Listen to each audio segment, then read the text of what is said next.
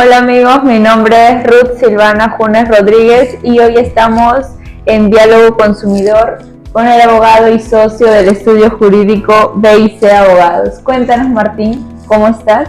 Bien, Ruth, contento de estar contigo aquí en Diálogo Consumidor para hablar un poquito del derecho del consumidor y temas afines.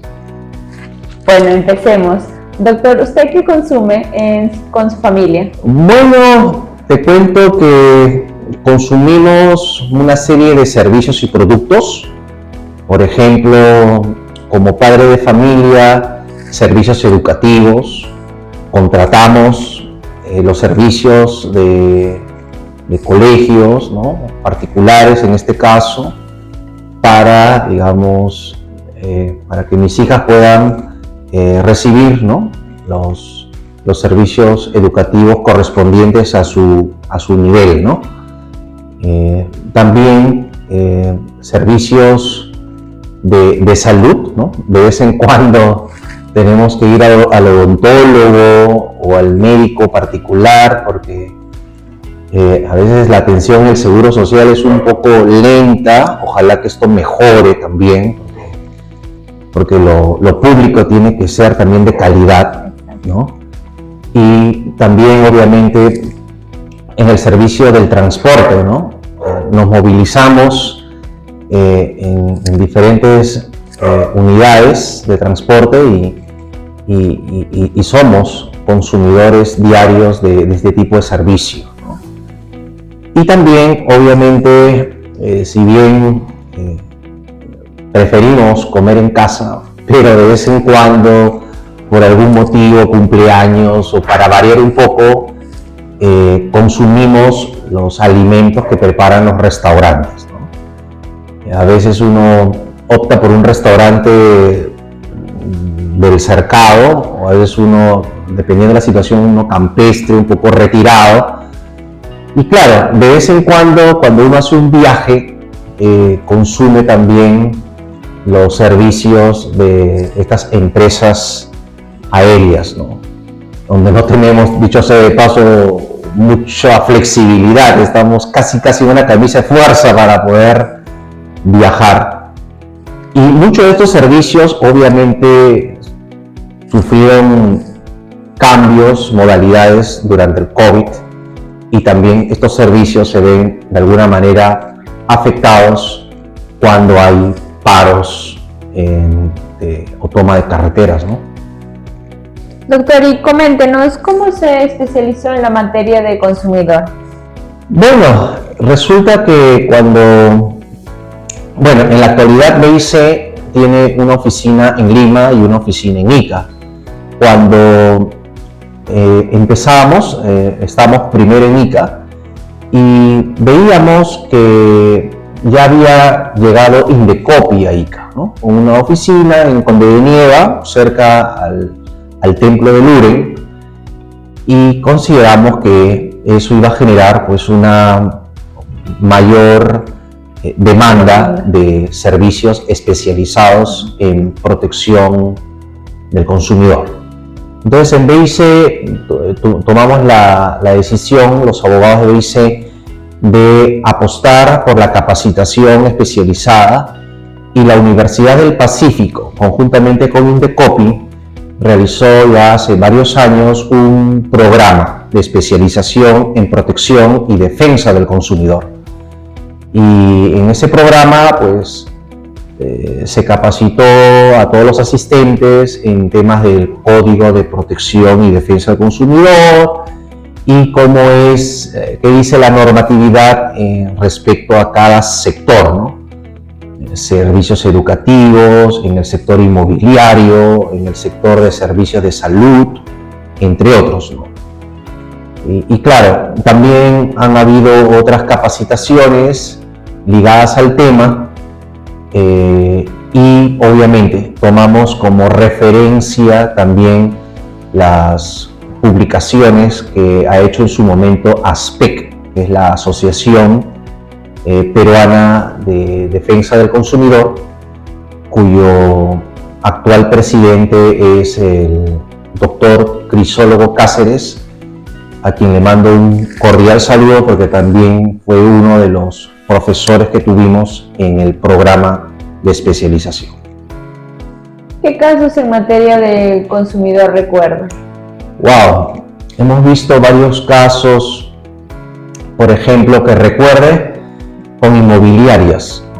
A veces se han dado casos de personas que sus ahorros lo invierten en comprar un lote en una de estas nuevas urbanizaciones que aparecen, ¿no? Y obviamente se guían de la publicidad, porque la publicidad de alguna manera marca un poco la pauta, ¿no? O sea, ¿qué estoy comprando? La publicidad dice a 10 minutos de tal lugar, ¿no? Fácil acceso, ¿no? Todo cercado, ¿no? Entonces, y cuando obviamente uno firma el contrato que es elaborado por la empresa inmobiliaria, se da con la sorpresa que no se cumple con todo lo que dice el contrato, que también tiene anexos. Entonces, hemos defendido varios clientes del sector inmobiliario y hemos tenido la satisfacción de ayudarlos a que sus derechos sean respetados. Wow, qué interesante, doctor. ¿Y usted qué opina de Indecopi? Wow, Indecopi para mí es una institución que le han dado muchas áreas de trabajo. En la sola área de protección y defensa del consumidor ya de por sí es amplia, grande. Pero también Indecopi tiene a su cargo el área de propiedad intelectual, que comprende signos distintivos, todo lo que son marcas, también temas de patentes, también temas de barreras burocráticas, cómo eliminarlas progresivamente, derechos de autor, o sea, tiene varias áreas. Y Indecopi tiene el reto de demostrar que no le es aplicable el dicho que el que mucho abarca poco aprieta, porque realmente tiene muchas áreas. Y eso hace que sea una institución que se haga presente en todas las regiones del Perú, pero no una presencia simbólica, decir, bueno, acá está mi oficina, ven, tócame la puerta, no, sino yo pienso que Indecopi tiene que llegar a cada región, pero así con un buen equipo de profesionales, bien capacitados y con una mística que haga que absuelva todas las preguntas y consultas y la necesidad de información que tiene la gente.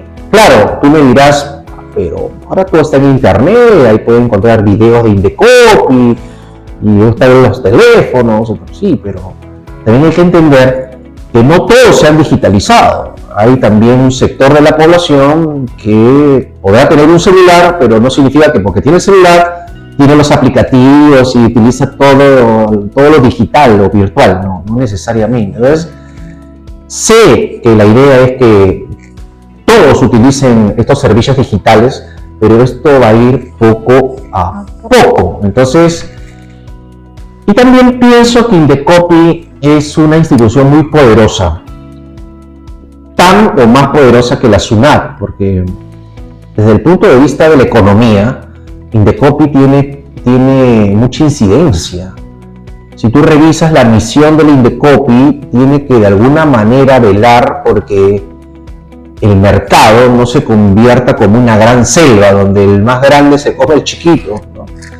Entonces, realmente Indecopi tiene muchas atribuciones, muchas facultades, pero también mucha responsabilidad de hacer un buen trabajo, no solamente en Lima, sino en las provincias, porque obviamente los derechos que tienen los usuarios que van al Indecopi se encuentran a lo largo del país. Bueno, doctor, usted como nos menciona, ¿usted cree que debería Indecopi seguir con esa gran variedad de áreas o usted propone una mejor solución o algo parecido?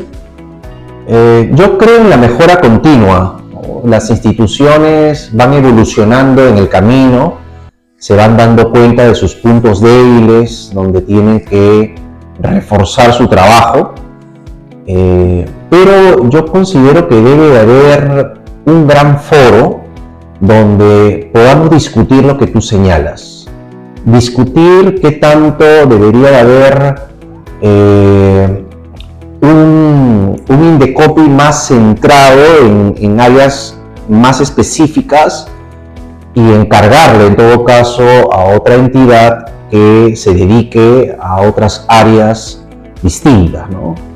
En otros países como México, obviamente la Autoridad Nacional del Consumidor, bueno, solamente ve consumidor nada más.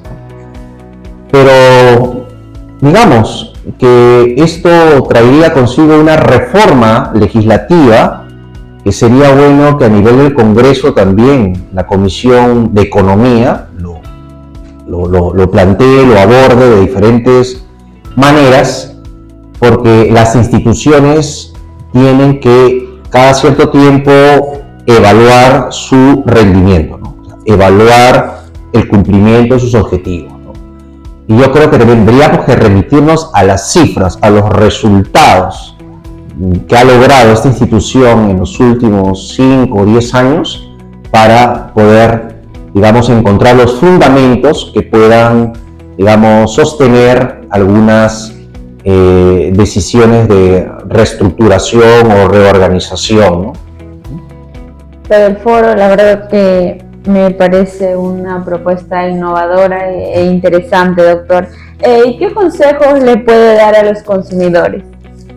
Bueno, decirle a los consumidores que tienen derechos, que no se olviden de que así como hay buena fe de parte de muchos proveedores en el mercado, también hay mala fe, hay personas o negocios que se han creado para estafar a la gente, y sobre todo quienes están más involucrados en los temas digitales, ayudar a los que no están muy familiarizados en ellos, porque necesitamos realmente entender que el tema digital va avanzando rápidamente y obviamente necesitamos asistir técnicamente cada vez más a los consumidores, ¿no?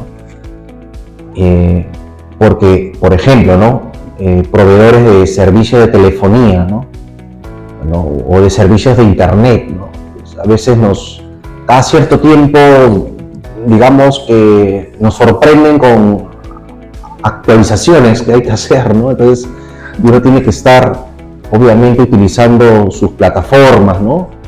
Entonces yo considero que los consumidores tienen que unirse, porque un consumidor realmente, claro, su voz se escucha, pero si los consumidores para determinados temas o para determinados asuntos, por ejemplo, en el tema de pasajes aéreos, se unen, advierten algunas cosas que no les parecen justas y encuentran un asidero constitucional legal, bueno, que alcen su voz y vamos al Congreso, porque el Congreso obviamente está para escuchar las propuestas legislativas de la gente también, ¿no?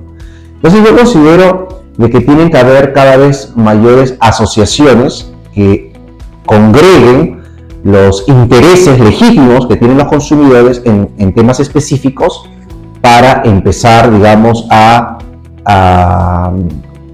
plantear reformas legislativas que garanticen que se respeten los derechos de los consumidores. Doctor, entonces el primer paso para ellos sería comunicarse entre ellos, hacer una asociación e ir al Congreso, ¿es lo que usted nos dice? Es un camino porque obviamente los consumidores, dependiendo de la situación que les ha tocado vivir o padecer, forman comunidades, ¿no?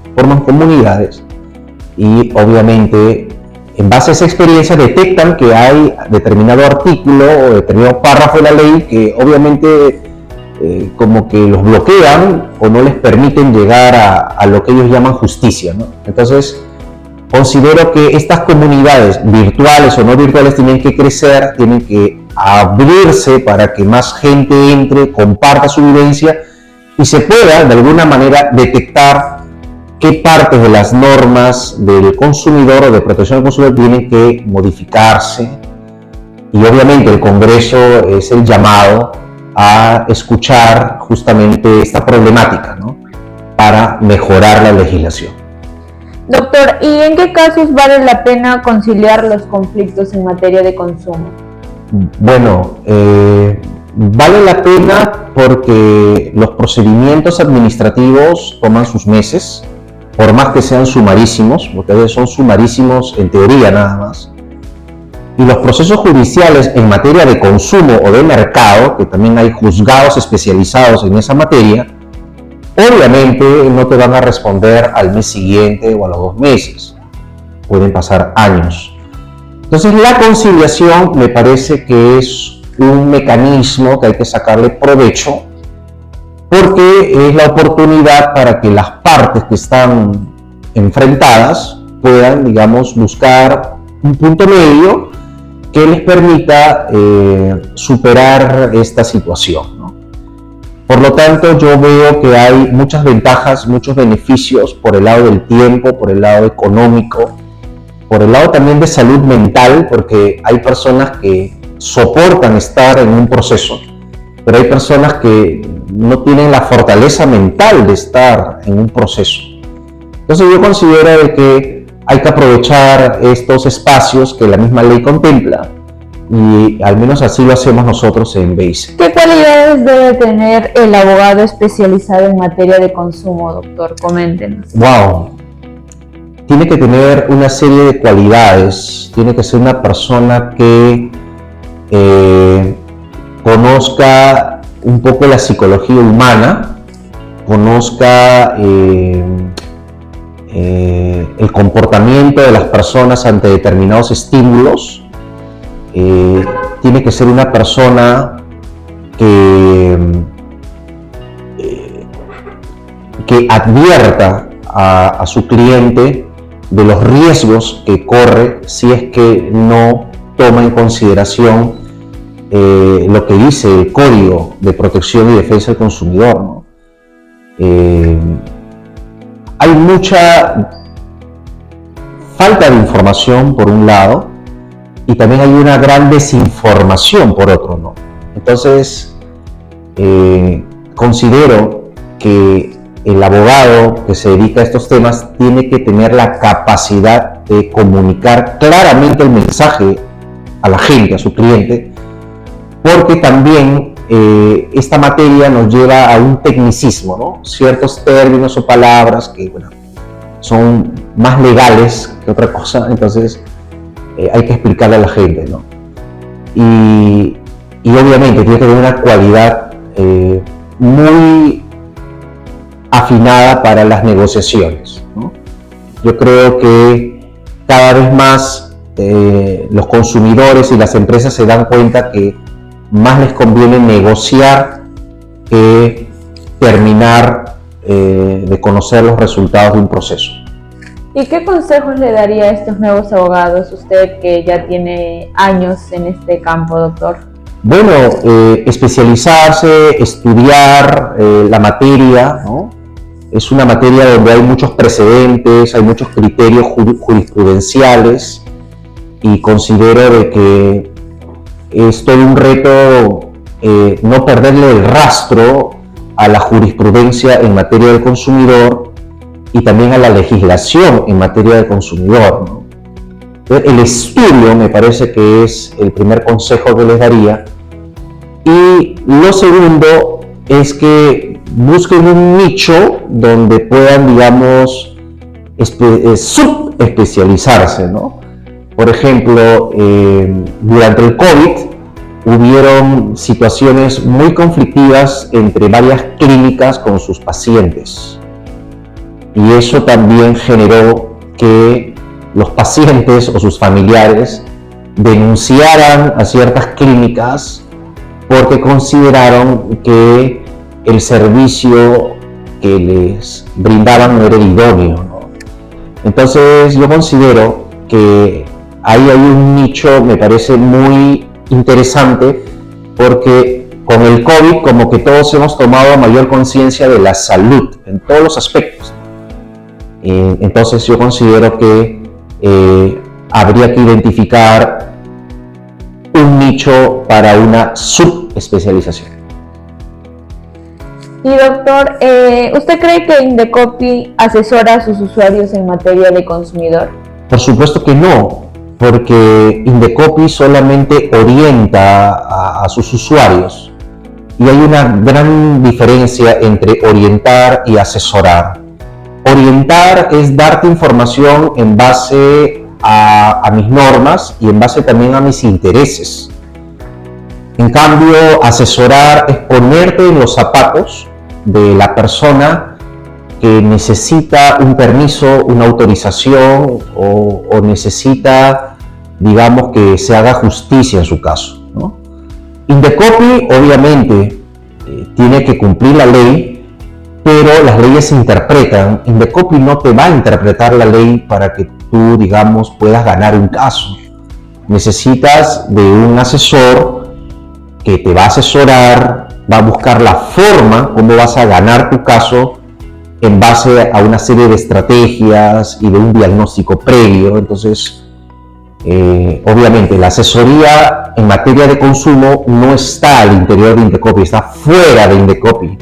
Lo que Indecopi te da es la orientación y la información que ellos creen que es la suficiente para hacer determinados procedimientos administrativos. Doctor, y usted justamente hablaba asesoría y todo ello. ¿La asesoría es cara? Bueno, yo considero que hay una oferta de servicios legales en materia de protección al consumidor donde obviamente hay una competencia, ¿no? Y ahora que hay más especialistas en la materia, también, digamos, hay ofertas más económicas. Pero lo que le interesa sobre todo al cliente es que se gane el caso. Y para ello se requiere, entre otras cosas, la experiencia para poder abordar adecuadamente la solución al problema y eso obviamente genera la participación de especialistas en la materia, ¿no? Por lo tanto, yo diría que no ver la asesoría como un gasto, ¿no? Sino como una inversión, ¿no?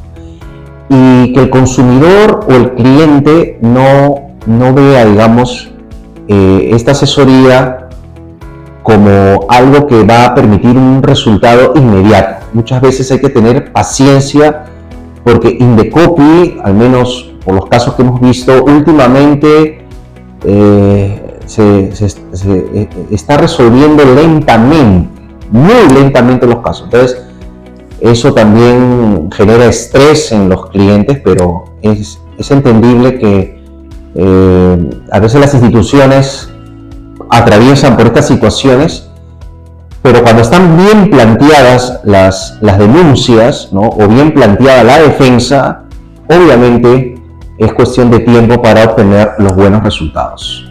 Doctor, ¿y cuáles son los temas que prefiere en materia de consumidor? Por ejemplo, los servicios educativos. Hay una normatividad que se va actualizando cada año. Por ejemplo, la Ley de Protección a la Economía Familiar es una ley que ya muchos padres de familia la conocen y ha permitido corregir ciertos comportamientos de algunos colegios que tenían la práctica de pedir, que se compre, que se gasten cosas que realmente no habían sido comunicadas oportunamente al padre de familia y que lo ponen en una situación de que está fuera de su presupuesto.